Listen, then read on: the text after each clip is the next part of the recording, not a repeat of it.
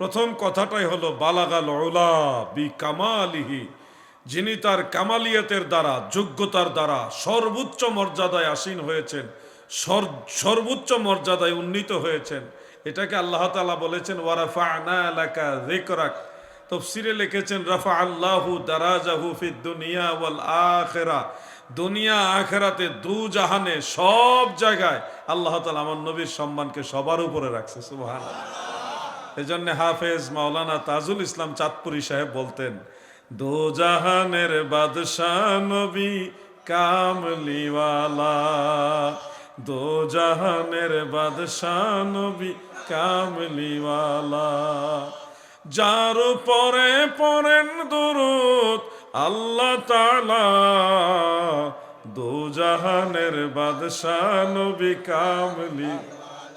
গোটা হাসর ময়দানে সব মানুষকে এক জায়গায় জড়ো করে সমস্ত নবী রাসূল, সোহাদাই কারাম, সিদ্দিক, সালিহিন সবাইকে এক জায়গায় করে আমার আল্লাহ আমার নবীকে বলবে, নবী গো,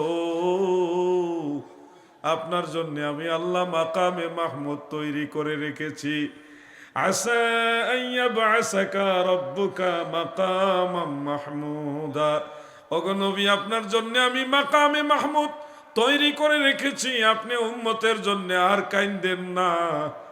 বহু কেঁদেছেন এই গুনাহগার উম্মতের জন্য, আপনি মাকামে মাহমুদে অধিষ্ঠিত হন। তাফসীরে দুররে মানসুরের মধ্যে হাফেজ জালালউদ্দিন সুয়ুতি রহমাতুল্লাহ আলাইহি উল্লেখ করেছেন, চারজন সাহাবী থেকে হাদিসটা বর্ণিত রয়েছে। হযরত আব্দুল্লাহ ইবনে সালাম, হযরত আব্দুল্লাহ ইবনে মাসউদ, হযরত আব্দুল্লাহ ইবনে ওমর এবং বিখ্যাত তাবিঈ হযরতে মুজাহিদ রহমাতুল্লাহ আলাইহি, তিনারা এটা বর্ণনা করেছেন। তাফসীরে দুররে মানসুরের মধ্যে উল্লেখ, হযরত আব্দুল্লাহ ইবনে আব্বাস সহ রাদিয়াল্লাহু তাআলা আনহুম, চারজন সাহাবী একজন তাবিঈ এটা বর্ণনা করেন, আমার আল্লাহ তাআলা হাসরের ময়দানে আরশে আজিমের উপরে বিশাল এক সিংহাসন সাজাবে। ওই সিংহাসন সাজাইয়া আমার আল্লাহ আমার নবীকে বসাবে। ইউজলিসুহু আলাল আরশ, আরশে আজিমের মধ্যে নবীজিকে আল্লাহ তাআলা বসাবেন। বসায় বলবেন, হাবিব, আপনার গুনাহগার উম্মতের জন্য সুপারিশ করেন। এখান থেকে আপনি সুপারিশ করতে থাকুন। মুআজামুল আওসাত লি তাবারানির মধ্যে উল্লেখ, হযরত ইবনে আব্বাস রাদিয়াল্লাহু আনহুমা মাকামে মাহমুদের তাফসীরে বলতেছেন, সেই মাকামে মাহমুদে নবীজি বসে উম্মত যারা গুনাহগার, যারা গুনার মামলায় আটকে গেছে তাদের পক্ষে আল্লাহর দরবারে সুপারিশ করবেন। নবীজি যার পক্ষে সুপারিশ করবে তাকেই আল্লাহ মাফ করে জান্নাতে দিবে। সুবহানাল্লাহ। এই পাপী লোক তরাইবেন বলে গো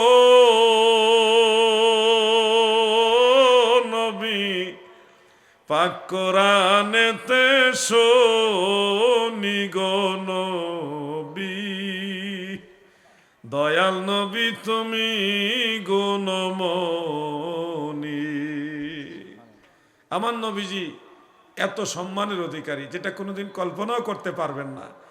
এই সুমহান ইজ্জতের কথা শুনে যদি চেহারা মলিন হয়, নিঃসন্দেহে আপনি মুনাফিক। নবীজির এই সুমহান ইজ্জতের কথা শুনে যদি চেহারা উজ্জ্বল হয়, আনন্দিত হন, মনের ভিতরে প্রাউড ফিল হয় যে আমাদের নবী কত বড়, কত সম্মানিত, তাহলে আল্লাহর কসম আপনি ঈমানদার। নবীজিকে ভালোবাসার এই অনুভূতিটাই হলো ঈমান। নবীজিকে ভালোবাসার এই অনুভূতিটাই হলো ঈমান।